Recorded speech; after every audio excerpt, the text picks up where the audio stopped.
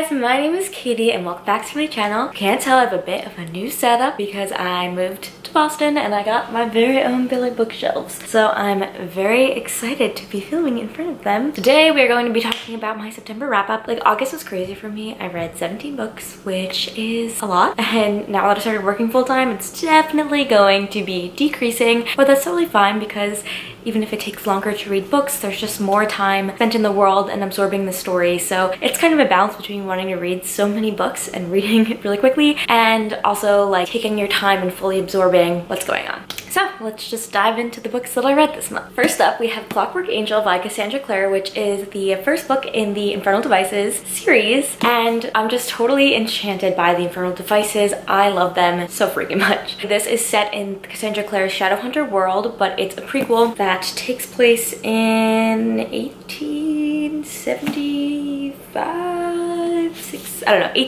something, and it's basically Victorian London. We follow Tessa Gray, who fresh off the boat from America gets kidnapped when she first comes to England, basically revealed to her that she has this magical power she knew nothing about. She's rescued by the Shadowhunters and is soon drawn into the world of the Shadowhunters and the two mysterious boys, Reckless Will and Patient Kind Jem, where they must uncover the dark secrets of her past to stop the threats that are looming over them. So I originally read this book back when I was in high school, and I had originally read all the Shadowhunters books then, and this is part of an ongoing reread I have with my best friend Melissa of basically every Shadowhunters book that there is leading up to the release of Queen of Air and Darkness. I felt like kind of so-so on the first three Mortal Instruments books. It was just like very nostalgia factor for me, but this book is absolutely enchanting. I ended up giving it 5 stars. Something about Cassandra Clare's writing, like in the Mortal Instruments, it was very like too much for the way that teenagers were speaking in 2007, but it's actually really perfectly suited to Victorian London because they kind of had that more convoluted language and way of speaking back then in that time period, and her descriptions and the way that the dialogue works just fits to this time period really well. Tessa is also one of my favorite heroines. Like, she loves reading, but she's also thrust into this unknown world, and yet she's like so brave even if she doesn't have like the full powers of the Shadowhunters like Will and Jem and the training and all that, but she still just manages to be a major piece in the battle against evil in this book. I also really love Will and Jem. They're both so different, but just I love them both, and I love their relationship with one another as Parabate, and they really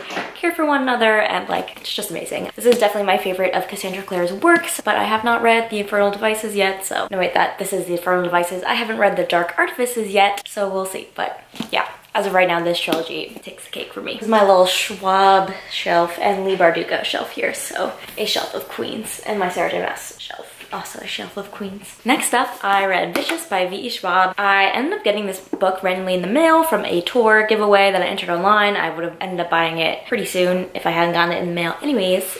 So I'm very excited. I did a whole series inspired by Vicious called the Vengeful Villains series, where I talked about a bunch of villains, the bad ones, the good ones, the morally gray ones, leading up to Vengeful's release. So you can check that out up here. If you can't tell, I really love this book. Victor and Eli are college roommates and both lonely, arrogant boys. When a shared research interest leads them to discover that humans can get extraordinary abilities by having near-death experiences, they lead to experiment on themselves, and 10 years later, they are arch enemies and they are on the path for vengeance and revenge. And they're basically arch enemies bent on destroying each other. Obviously, I gave this one 5 out of 5 stars. The world building is just so like unique and nuanced, and there's like a system and a psychology behind why EOs, aka extraordinaries, get the powers that they do, and I thought that that was so fascinating. Victor and Eli are both just like so morally gray, like kind of evil, like you just question their motives the whole time and just like, what does it mean to be good or to be bad? This book is really about both Victor and Eli grappling for control over their lives after they changed drastically. And like, Victor is very logical and craves like complete control over his life, and Eli has a god complex, and they are pitted against one another. The side characters for me, Serena and Sydney, aka like the woman in the story, really stole the show. They are sisters and their relationship is so complex and intense, and I've never read a sisterly relationship that comes anywhere near it. I just really enjoyed that aspect of the book, and I almost wish that it focused a little bit more on them, but you get a little bit more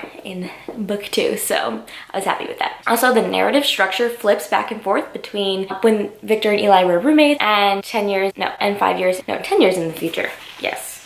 10 years in the future when they are seeking revenge on one another. And in any other book, it could have been confusing, but the way that the story is just like layered through the different timelines and you're slowly kind of like unfurling what is happening and the motives behind the characters and just everything, like it really, really works very, very well. And only a queen such as V.E. Schwab pull it off. Next, I read Always and Forever Laura Jean by Jenny Han. I actually read this book on the plane on my way from Florida to Boston. It was a really quick read. This is basically the third book in the To All the Boys I've Loved Before trilogy, which the first book is about Laura Jean, who writes letters to her crushes and puts them in hatbox and never sends them out until one day they are sent out and her love life basically gets bonkers. So in this third book, we're following her through her senior year of high school as she's trying to make a decision about college and just all the drama that goes along with that. I ended up giving To All the Boys I'd Loved Before 5 stars. I gave P.S. I Still Love You 3 stars, and I gave Always and Forever Laura Jean 4 stars. It felt very relatable to the things that a senior in high school would be going through if they like had a significant other at the time, and the family dynamics. It was just all very relatable. Peter was really annoying me in book 2, but he was definitely less annoying in this book, and I felt like he was back to his usual self. But yeah, just overall, just a really sweet conclusion to a really sweet trilogy. I don't read that much contemporary, but I'm glad that I picked this one up. Next up, I read Clockwork Prince by Cassandra Clare. This is actually a collector's first edition because I went to a Cassandra Clare signing when it first came out. So it's signed, which is fantastic. I basically gave you a summary of the first book earlier on in this video, so I guess you don't really need to know what the second one is about, but I can just say I gave this one 5 out of 5 stars. Completely, absolutely amazing. This is the only book in which I find the love triangle like really, truly works. There's been books where I don't mind the love triangle, but in this one I actually feel like it just works to drive the plot forward. It didn't detract from it. It wasn't annoying. Like it worked really, really well. On one page, I'd be squealing over a Will and Tessa moment. I'd be like, oh my god, I want them together. And then I'd turn a few pages and I'd be squealing over a Jem and Tessa moment. And I'd be like,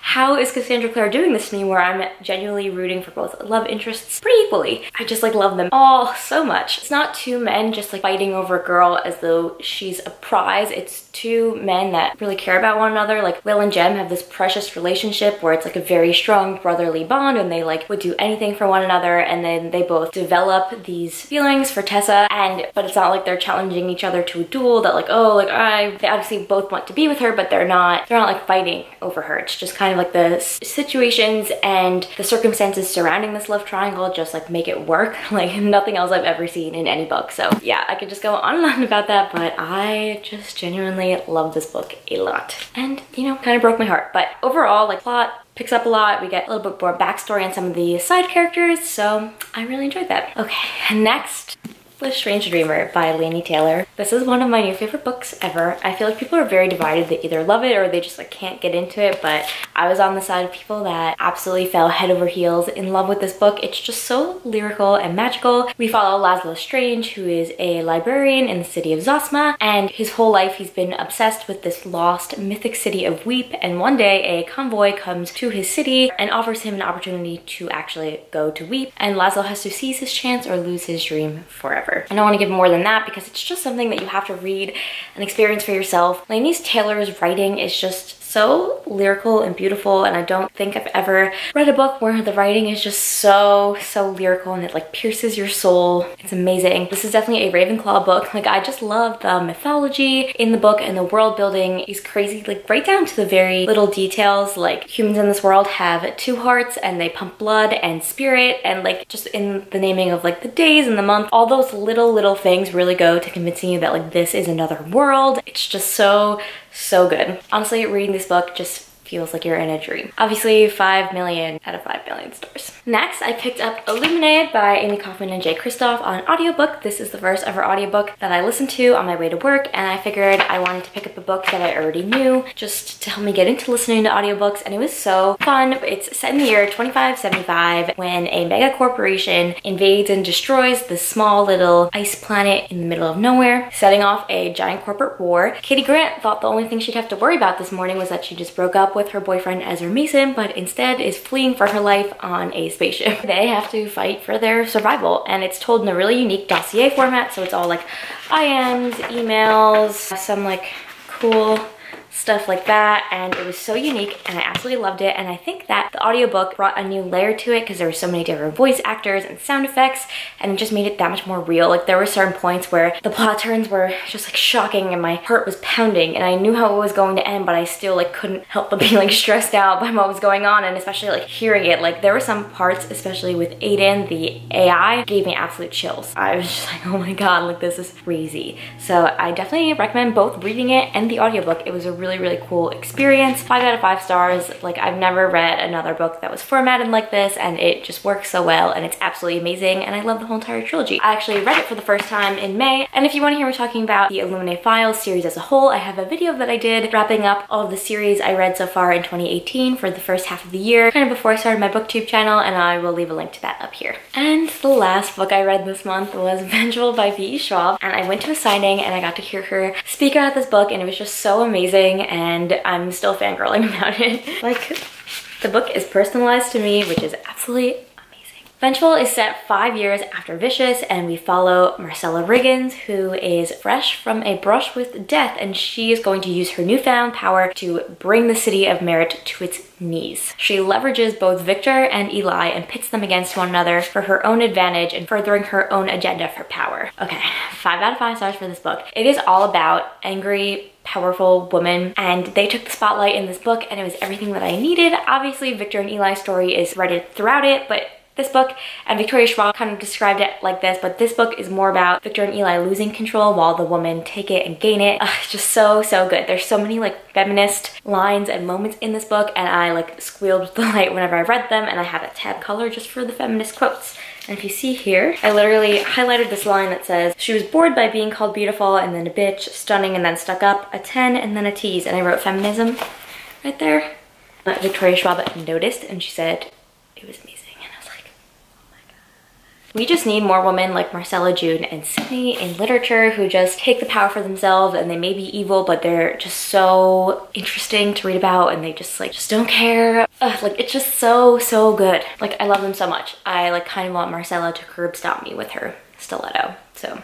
The timelines in this book were even more convoluted than in Vicious, but again, it still worked because there were just so many different character narratives layered without in different times, and you're just like peeling back the layers this interesting and unique way, and it just works so well for the narrative structure, and everything of course is centered around this time point that leading up to it when you're like, oh, a week before, 5 years before, blah blah blah, and you're just like, what is going to happen on the day of? I also love the different relationships between the characters, especially the brother-sister dynamic between Victor and Sydney. I thought it was so sweet, especially for someone like Victor who is so like logical and unfeeling, but yet he cares about Sydney, and it's so cute. Again, the thing that really, really made me love this novel was a feminist commentary and just how the women in this novel crave power and were completely unapologetic for it. So those are all the books that I read in September. Leave a comment down below if you've read any of these books and have any thoughts on them. Okay, and now I'm gonna go into what I want to read in October, just a little mini October TBR. I didn't feel like making a full video for my TBR because honestly my reading pace has been slowing down a lot, and I didn't want to make this video and then not come up to my own expectations. So I'm just gonna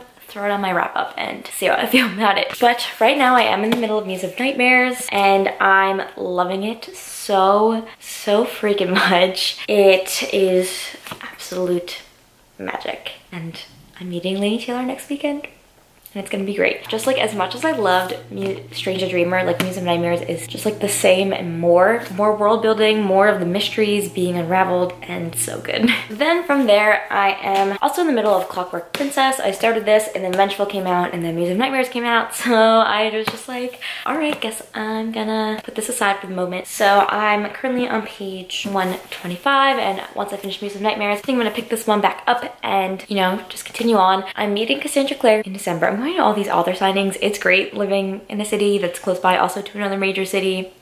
You can meet a lot of authors if you just like know what's going on. But anyways, I'm meeting Cassandra Clare on December 19th, and there's going to be like a discussion for the release of Queen of Air and Darkness, and I kind of want to set a goal for myself to be finished with everything Shadowhunter by then because I don't want to be spoiled, and I know that there's a giant twist at the end of Lord of Shadows. So I think I'm just going to try and read through as much as I can of the Mortal Instruments and kind of have that be my focus for October and November, except when new releases come out that I want to read, I will take a break. So after Clockwork Princess, I'll probably move on to City of Fallen Angels, and then City of Lost Souls, and City of Heavenly Fire, which I haven't picked up yet. And then, of course, the Bane Chronicles, Tales from the Shadowhunter Academy, Lady Midnight, Lord of Shadows. It'll probably take a while, and that's why I'm going to sprinkle it. I don't really have enough time now to just like do Shadowhunters as like a secondary thing. Like I think I need to just like kind of plunge into it. And Melissa said she's also gonna try and just do everything Shadowhunters from now until December. But we do, our signing's December 19th, so we do have like some time after the release of Queen of Air and Darkness to get through the rest. Obviously, of course, I'm going to read Kingdom of Ash the second that I get it. When it comes out, probably like 2 days after October 23rd, because I got the special edition in the mail and it doesn't get to your door the day it arrives, which is sad. So gonna drop everything and read that book. Also, if I have time, I do want to get to the Lady's Guide to Petticoats and Piracy that just came out. I met Mackenzie Lee and went to her signing. So again, it's signed, which is awesome. When I'm in the mood for something light and fun, I'm going to reach for this one. I'm basically just setting out like a light sketch for myself of, you know, where I want my reading to go, but I don't want to stick to anything and then like be disappointed because I just like, I'm still trying to figure out how to be an adult and balance booktube and reading and like all my other hobbies. And it's an adventure. I'm still keeping reading a big part of my life. Don't forget to like, comment, and subscribe. And yeah, I hope you all had a great September and even more great reading in October. Have some fun, read some books, and I'll catch you guys in the next one.